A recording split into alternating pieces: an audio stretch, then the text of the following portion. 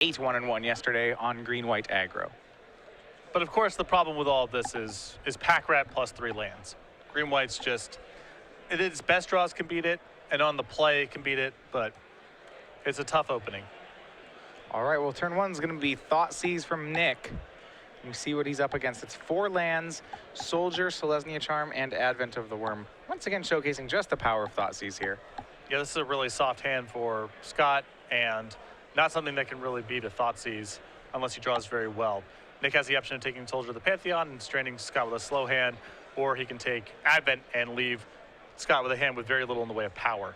Yeah, and this is why it's really, why Thoughtseize is so great. He can take whichever half of the hand he can't deal with. Yep. He takes Advent of the Worm, that leaves Scott to play, make a turn 1 Soldier of the Pantheon. We'll go from there. You see cards like Lifebane Zombie in the main deck. That's in Nick's hand. No green creatures for it yet, but he might still be able to snag one there.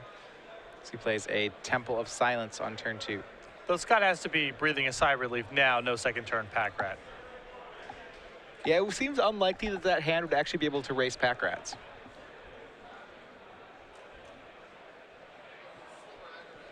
It's a big draw. Did Scott find something to do in the first 2 draw steps? Yeah, well, right now it looks like it's just going to be Selesnya Charm. So Soldier swings in for 2, puts Marriott down to 16. And we will see. He does have a Lifebane Zombie. He's going to see if he can hit off it. Maybe Scott drew a green creature in the meantime. And the answer is he did not. He drew a 5th land and an Ajani Caller of the Pride. Not bad, all told. I mean, you know, Scott has the option here of making a token, playing Ajani, and start getting on the offensive a little bit.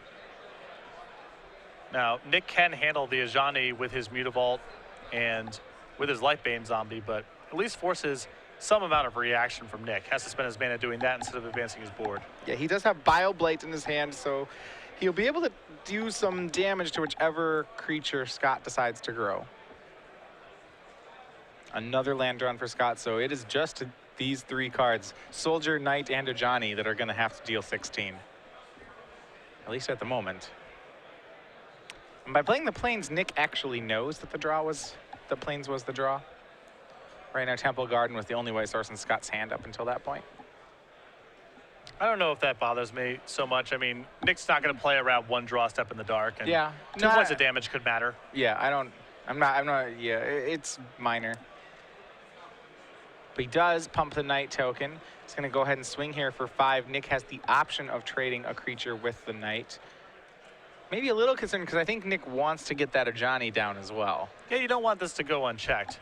It's the one thing that can start pushing things out of Bioblight range. It also makes Advents off the top really dangerous draws for Nick as well. So I think he's going to want to deal with this as soon as he possibly can. Yep. Nick takes 5, drops down to 11, untaps here. He does have a, looks like another Mutavault and the ability to Bioblight. He's going to go ahead and Bioblight the Knight token. Doesn't want a pump spell when he goes for it.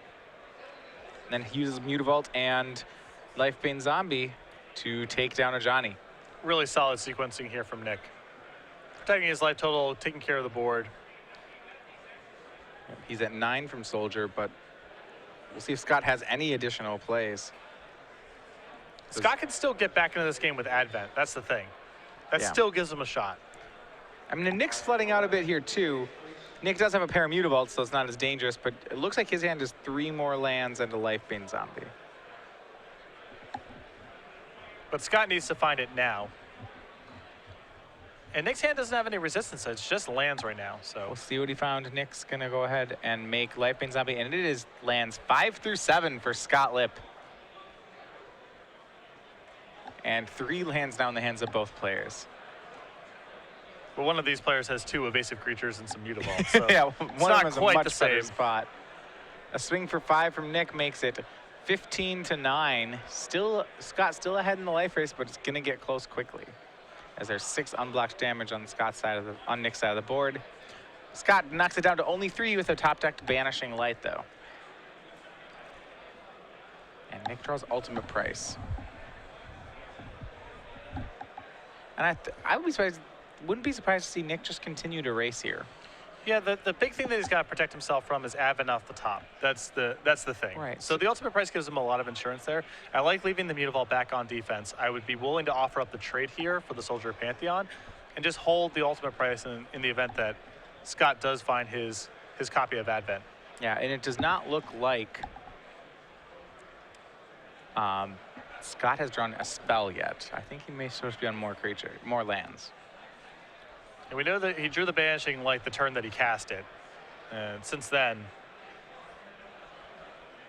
yeah, Scott offers up the trade. Nick happily accepts it, and more basics into play for Scott. And that could be a pretty big cinch here. Blood Baron of Viscopa, the draw for Nick. He's already got Scott at a pretty low life total here. Scott drops to 7 off the Lifebane Zombie.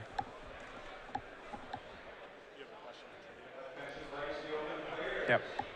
And he's going to go ahead and shock. Looks like shock for Godless Shrine to make Blood Baron. Oh, now this is risky. I do not like this play from Nick here, because this gives Scott the out of Advent of the Worm, untap Ajani, assuming there's a second copy of Ajani in the list. And I wouldn't have minded just seeing a swing for 5, leaving up ultimate price, and then another swing for 5. you know he can't kill a Lifebane Zombie. That's going to attack for lethal next turn. So I think Nick has taken an unnecessary risk here. Yeah, and it looks like he's not going to be punished for it. I mean, and it wasn't likely he would. Sunblade Elf was the draw for Scott Lipp, so he does finally get a creature, but it seems like it's far too late. So Sunblade Elf, land number 7, and Nick should be able to crash for lethal here. Ultimate price on the Elf. Creatures swing in, and game 1 goes to Nick Marriott. No pack rat, but still. The Lifebane Zombies and Scott's flood out there. Too much to overcome. Yeah, Scott really didn't. I believe he only had 4 spells that game. And one of them was a Banishing Light that was far too late. Yeah, just an unfortunate draw there for Scott. Not a lot to be done. Yeah, well, these players are going to go to the sideboard. We are bringing you back into the booth once again. This is our Star City Games Trivia giveaway. 6 months of trivia is on the line this time. Matthias Hunt and Patrick Sullivan. Remember, you'll just have to send in a tweet with us, hashtag SCG Premium, and we'll pick a winner at the end of the round. Our question, though, both of us are going to be in Grand Prix Orlando. So this is, with that Grand Prix coming up, we already just established that it's Khans of Tarkir sealed, a format I don't know much about yet, but the more I hear about it, the more excited I get about it. I don't think we've had a wedges block before, so it'd be really, like what I'm excited about is when you see something like black, white, red, what does a black, white, red deck look like, right? We haven't seen as much of that. Yeah, anyway. I mean, it's traditionally not supported, and it also makes a lot of sense that, they would reprint the Apocalypse Painlands in M15 if this was the set coming after it, right? Give some tools to those kind of, your bug deck will need, Yavimaya Coast and Land War waste to be functional in theory, so it makes a lot of sense to reprint those dual lands if you're going to have the follow-up set focus on those kind of wedges. All right. Well, both of us are going to be there, but we're wondering who the third commentator will be that is joining both of us in Grand Prix Orlando. So if you believe you know the answer to that, who else will be in the booth, go ahead and tweet that answer at SCG Live with the hashtag SCG Premium. And at the end of the round, we'll be giving away 6 months to 1 correct answer. I would also recommend, if you know the Twitter handle of the third person in question, to tweet at him as well in your answer, because he really likes that. Yeah.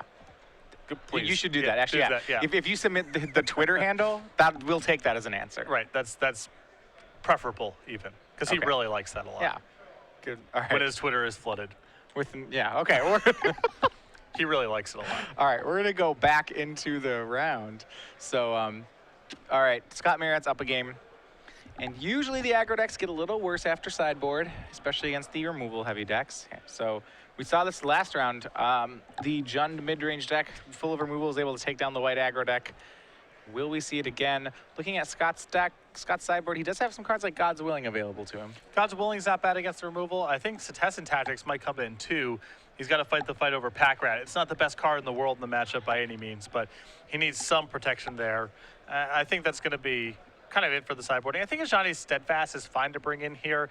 Nick's not going to play a bunch of sweepers or whatever. Scott's going to be able to build up his board to some extent, and Planeswalkers can give him just a little bit more staying power. So it wouldn't surprise me if he did brought in the extra Planeswalkers. I think the God's Willings are good here. And Cetizen Tactics I'm on the fence about, but I think ultimately it's supposed to come in just to give him more answers to Pack Rat. All right, on the other side, Nick looks like he has a good amount of tools available to him. He has two Nyx Fleece Ram, which we've actually seen against Green-White before, but it's been pretty effective. I don't think he's going to use them. For additional removal, he has a Banishing Light and a Doomblade, and he also perhaps could use 2 Drown in Sorrow, though I'm not sure how good those actually are against Green-White. Yeah, the creature base here, you know, Drown in Sorrow is fine overall against what Scott's bringing to the table here. Experimenter 1, Soldier of the Pantheon, Sunblade Elf, Boon Satyr, Voice of Resurgence, Policeman Lion, Lockstone Smiter. It's fine. It kills a lot of stuff. It doesn't kill everything. I'm not sure if he has cards in his deck that are worse than it, which is the big question to me. I think Nyx Fleece Ram and the extra removal spells are for certain coming in, though. Yeah, absolutely. Remember, if you're joining us, we're in the top 4 right now. Matthias Hunt and Patrick Sullivan. Nick Marriott up a game on Scott Lipp here. This is our semifinal match. Over in the other semifinal, we have Will Urker playing Mono Blue. He is up against Barry Smith, who is playing Jund Planeswalkers. The Jund Planeswalker list being the more interesting of the 4 decks we have left over at this point. Yeah, certainly the newer one, I would say. Though as we were saying before, it's got to have a tough matchup.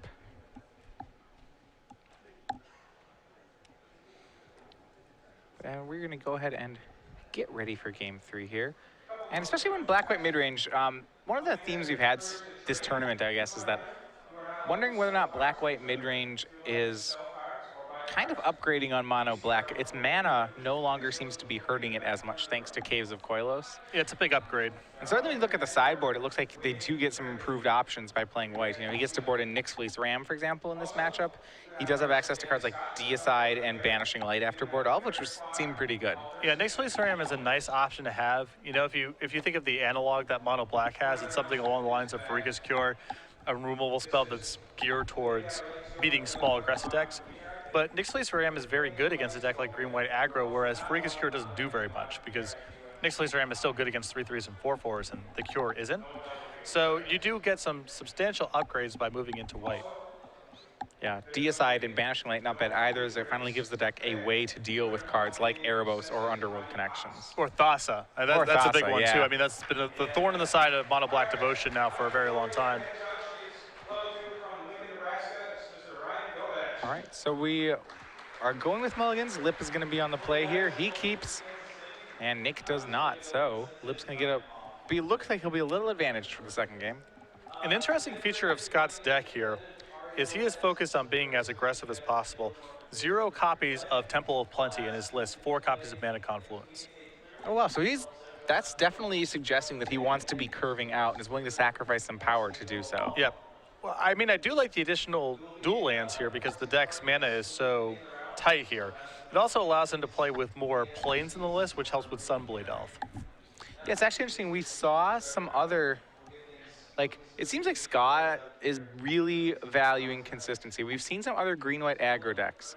And I remember some of the other ones we saw this weekend, not only were they playing Temple of Plenty, but then they were playing things like Brimaz next to Boon Satyr. Yeah. And looks like Scott, not only did he play Mana Confluence over Temple, which is good for your mana, but, you know, not as greedy.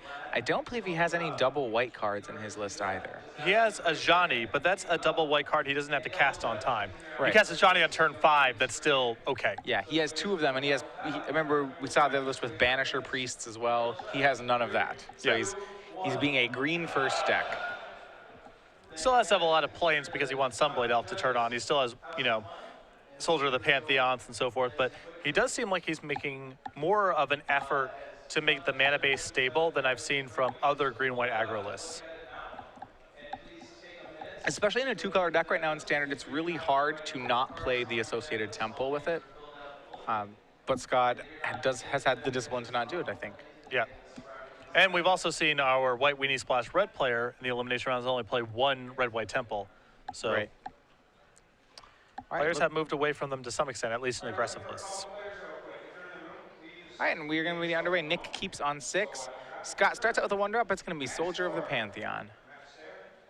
Now, it looks like Nick's hand is a Banishing Light, and Elspeth, and a bunch of lands. Nyx Fleece Ram, I believe, was also in there. Oh, okay, so that's actually a pretty coherent strategy, I would say.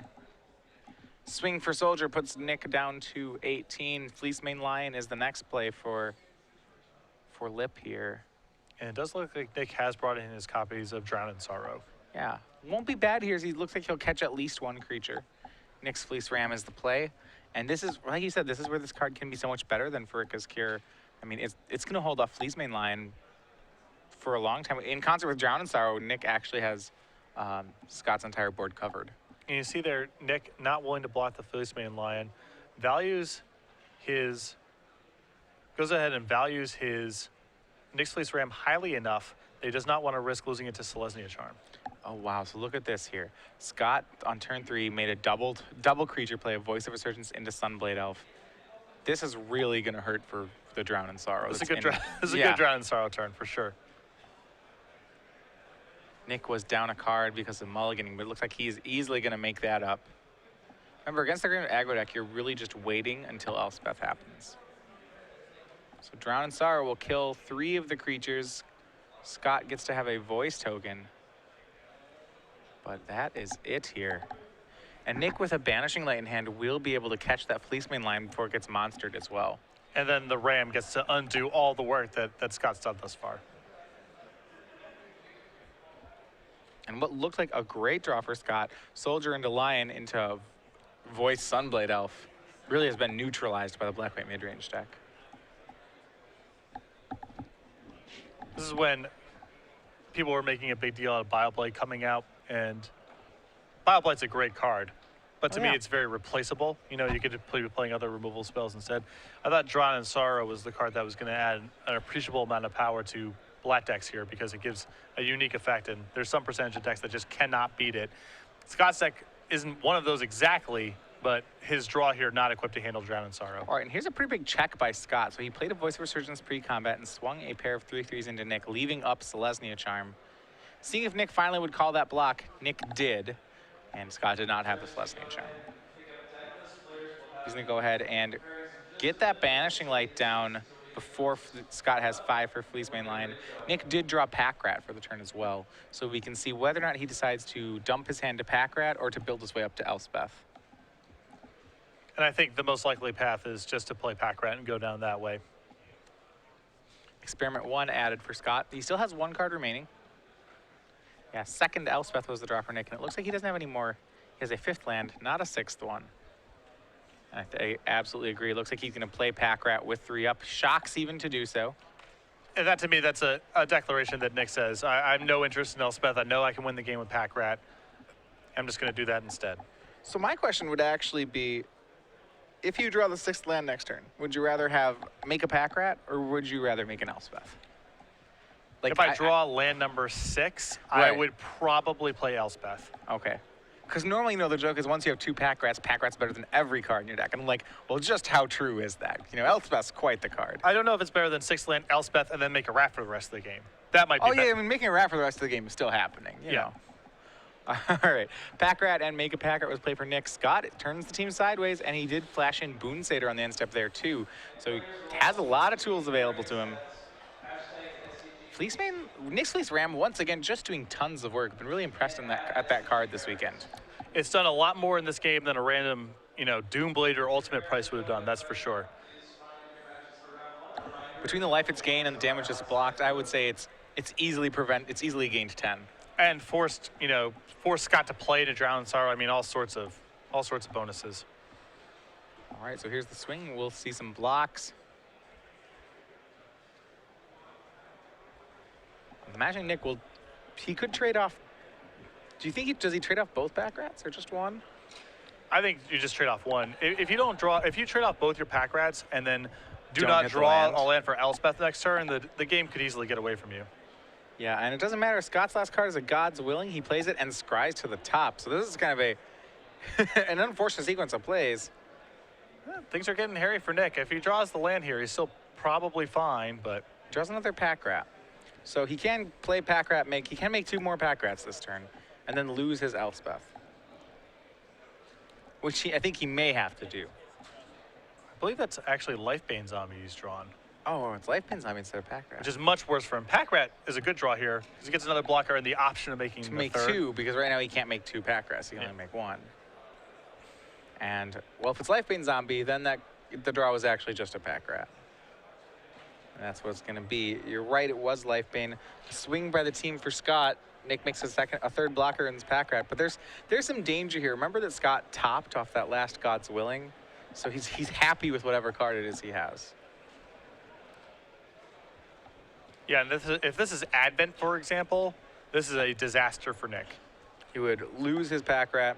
He would lose his Nick's Fleece Ram. He would lose his other Pack Rat. Scott would keep Experiment 1. Yeah, it does look like Nick is already willing at this point to lose all his pack rats based on the block he's laying out. Elspeth might not even catch him up at that point. If this is Advent. If this is Advent, I don't think Elspeth catches him up. And right now he's on a tight enough spot where he's letting his rats go and just hoping to draw that land for Elspeth.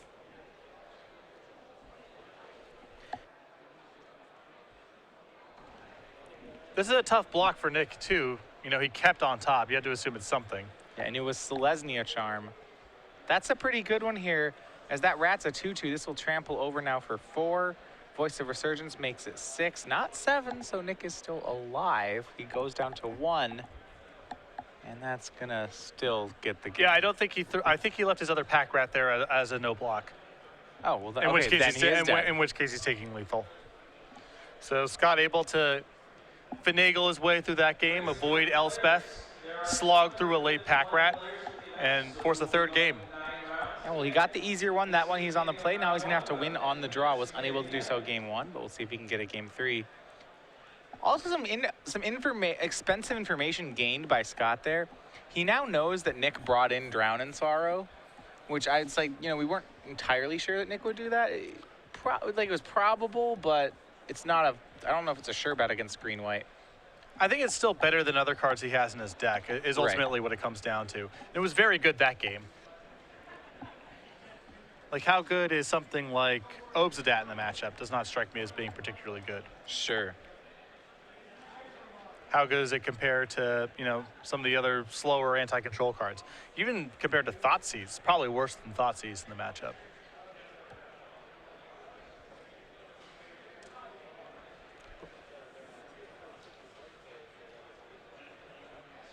All right, so while these players are sleeping up, remember, we have a Legacy Open this afternoon. That's coverage will be starting this afternoon. Legacy Open has 251 players, so it'll be a 9-round tournament. And remember, again, we've moved it up an hour, so round 1 is, in fact, I believe, underway as we speak.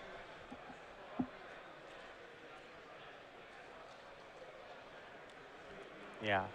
So remember, if you do make it out for one of these events, a lot of options on Sunday. The 9 o'clock Legacy Open, the 10 o'clock Modern Premier Invitational Qualifier. Yeah, we're going to have our Modern event here starting at 10. Very excited about 2. We had about, if rumor has it, 200 people in Baltimore, so hopefully we can have another really good showing here. 200 exceeded my expectations, which were already pretty high for our initial Modern IQ, so good start to that. It's become a pretty popular format. Yeah, well, I'm a pretty big fan of Modern as well. At least for me, it's a little more accessible than Legacy. Don't get me wrong, I really like Legacy. But when I'm playing Modern, I can switch which deck I'm playing a little bit more easily. Yeah. I mean, I enjoy Modern too. Part of the problem is that I just missed the boat in terms of nostalgia. Like, I've been playing for so long that a lot of the defining cards of Modern were things that I played in Pro Tours and Grand Prix and PTQs and stuff. I remember when they all came out. All the cards, almost all the cards, when I started playing coincides with pretty much the oldest set in Modern. So for me, Modern's like the entirety of cards that I remember coming out. So it's neat that way. Right, exactly. And I didn't have an appreciation for that initially, but there's so many players that I taught to where they're like, yeah, my first set was Mirrodin, my first set was Champions, my first set was whatever.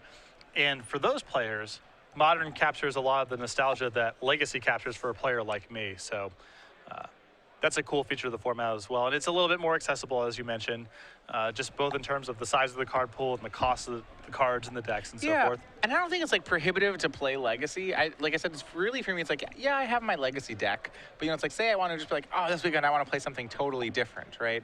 I don't have a Legacy collection where I can build every deck, for example. It's I have my deck. All right, that's good. But with Modern, I feel yeah, I can more or less, I could switch it up for a weekend. I would have to maybe borrow a couple cards, but that seems more doable. Where it's in Legacy, it's well, I don't really own any Stoneblade cards. Probably can't, it's gonna be harder to be hey, I'll just. Who's got Seas and Tundras for me? Right. It's okay. It's a little harder.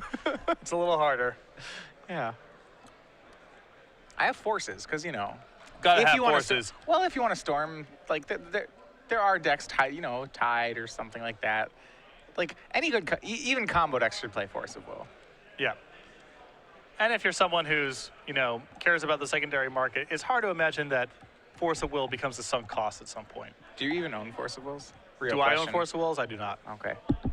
That's a shocker. I do own. But how do you play Force of Wills in your decks without owning Force of Wills? I do own Chain Lightnings, and those have been kind of the equivalent for me. So I've heard a story, and I want to kind of confirm this over the mana base of your Legacy Burn decks. Okay. So I've heard So what kind of mountains are we? Do we sleep? I've heard that I've heard stories about like Arabian Nights mountains. Yeah, it's Arabian Nights, except for decks where I have like one as a fetch land target, like when I played 5-Color Zoo in Modern. Then I dust off the Gurus. But if I'm playing a bunch of them, then it's the Arabian Nights. So, for those people who don't know, what is different? Like, why is there a mountain in Arabian Nights? It was a printing error of some sort. I don't know if it was either the mountain got in there accidentally or all 5 basic lands were supposed to go in there and the 4 of them got cut or something like that. But the mountain is essentially an error in Arabian Nights. So how easy are these things to get? You mean Arabian Nights mountains? How? Are you asking me how you find packs of Arabian Nights, or are you asking me how much they cost? Okay, but you can just go to a dealer and they'll have Arabian Nights mountains. Potentially, probably. I mean they're not like some super hard to find. Okay, so not something that's like you have to buy out every time a dealer has one, you have to jump on it before someone else gets one. No, it's not like that. But they're more expensive than like Apex or Euros or those kind of lands, but cheaper than Gurus. Do you have Summer Magic mountains? I did for a while, but then I was trying to get matching art, and it was just too big of a hassle. Those ones are really hard to find. Yeah, getting matching art is too big of a hassle with Summer. All right, we are underway. Game 3 here, Scott Lipp and Nick Marriott. Nick was on the play. He has kept a 2-land hand that is chock full of removal and then has this real awkward Elspeth in it. It looks like 3 Heroes Downfalls, a Devour Flesh, an Elspeth, and then 1 other black card. Goes without saying here, this is a hand that's really liable to missing a 3rd land drop and getting run out. Just Thoughtseize is the card. So we see, and Scott Lipp has a good one over here. Boon Satyr, God's Willing, a Johnny Collar Pride, Fleece Main Lion, and 2 more lands. This is a great hand for Scott. I mean, these things are all going to start dying, but if even one of them lives, like, Nick has no pressure in his hand. Yeah, he's got 1 removal spell. It looks like a Devour Flesh he can cast. But these Heroes Downfalls could get stranded for a while, Right, Nick's going to need that second black. I mean, really, it's like what Nick leads lands 3, 4, 5, and 6. I feel like Nick has got to take the Fleece Main Line out of this hand. He's just got to slow down the curve of creatures here. If he takes Fleece Main Line, it buys him a turn. Well, it could buy him several turns because he gets to Devour Flesh away the Soldier. Right. And Devour Flesh is going to hit the Soldier, yeah. more like. And and he knows that this God's Willing is actually really strong against what he's doing. Like, that God's Willing is going to snag a Devour Hero's Downfall, and when it does, it's going to be pretty inconvenient for Nick. Depends on the sequencing here, If Nick goes Devour Flesh, then, Scott goes, all right, I'll play Boon Satyr in the 3rd turn. You may be able to Devour Flesh it, or Hero's Downfall, rather. Ugh, what a draw. Yeah, that's going to be like, well, good thing he didn't play Fleece Main Lion, huh? Yeah. And Devour Flesh has gotten a little worse. Nick did draw. He did draw Swamp for the turn, so there's that. But that draw was. I mean, that draw was unbelievably good for Scott. Good for Nick that he found land number 3, but that Voice of Resurgence for Scott, the ideal draw.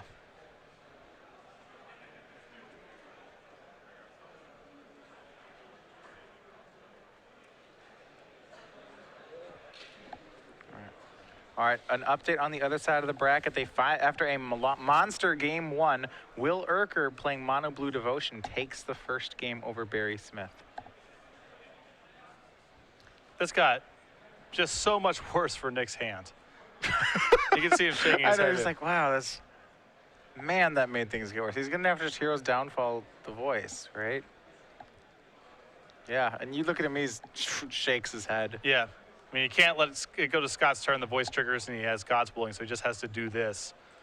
Yep, that was. And now Scott gets the curve into a Johnny.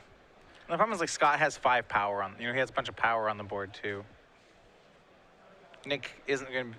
It's questionable whether or not Nick will be able to play these spells fast enough. Yeah, this gets bad for Nick in so many ways. Now Scott gets to go.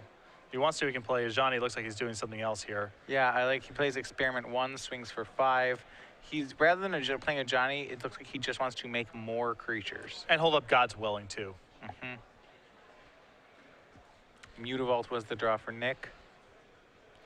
it's pretty crazy because of that voice of resurgence that Nick may draw out of this and still lose. Yeah, Like, keep a sketchy hand, play a kill spell every draw, turn. draw well, play a kill spell every turn, and it may not be enough. And he has to act on his turn because of the gods willing. This just got so much worse for Nick. Absolutely.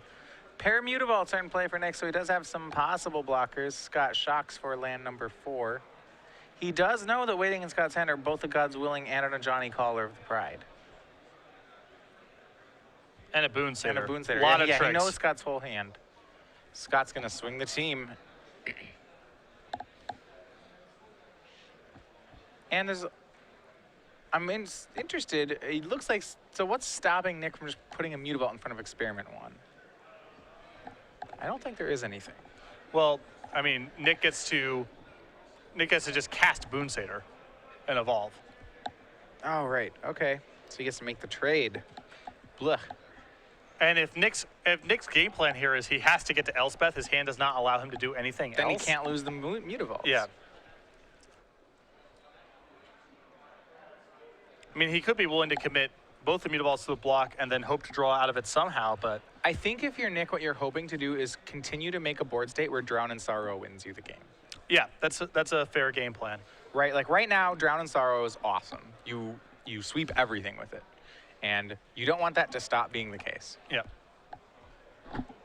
Because I don't think, like one of the harder things with a black-white mid-range build is when you don't have cards like Desecration Demon in your deck, your ability to stabilize is a lot harder. You know, you have to just be like 1 for 1, 1 for 1, 1 for 1, 1 for 1. And as we can see here, the all 1 for 1's game plan doesn't seem like it's working against green-white aggro, right? He has a kill spell every turn, and he's still like, oh my gosh, I'm going to die. Well, definitely the 1 for 1 plan gets blown up by things like Voice of Resurgence and Right. God's Willing. Right, so he either has to build it to a finisher, and it really doesn't look like he can do that. So he's going to have to get to this Drown in Sorrow, which, I mean, it's not in his hand yet, but if he were to draw it, he wants to make sure it wins.